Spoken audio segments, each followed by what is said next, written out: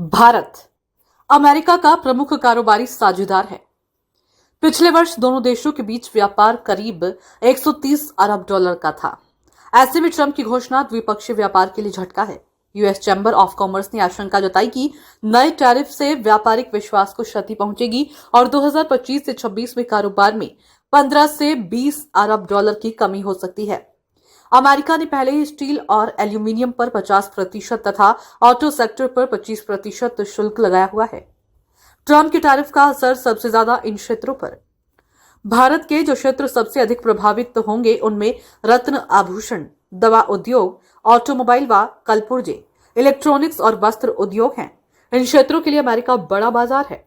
इन पर असर नहीं। आईटी सेवाएं, एफएमसीजी, दूरसंचार, रियल एस्टेट, बैंक व बिजली क्षेत्र पर बहुत ज्यादा असर नहीं पड़ेगा। आईटी कंपनियों को भी राहत।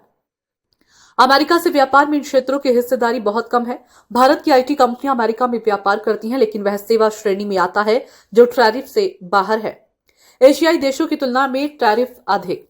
ट्रंप ने 2 अप्रैल को भारत पर 26% टैरिफ लगाने की घोषणा की थी, जिसे बाद में 90 दिन के लिए रोक दिया गया था। अब 25% टैरिफ चीन को छोड़कर एशिया के अन्य देशों की तुलना में अधिक है।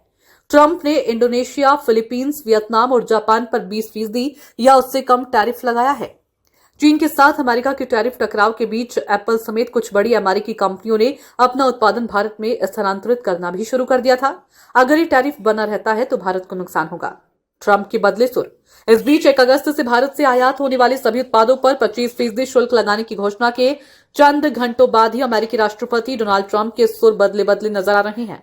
समाचार एजेंसी एएनआई की ओर से पूछे गए एक सवाल पर क्या वह टैरिफ पर भारत के साथ बातचीत करने के लिए तैयार हैं, ट्रंप ने कहा, हम अभी उनसे बात कर रहे हैं, हम देखेंगे कि क्या होता है।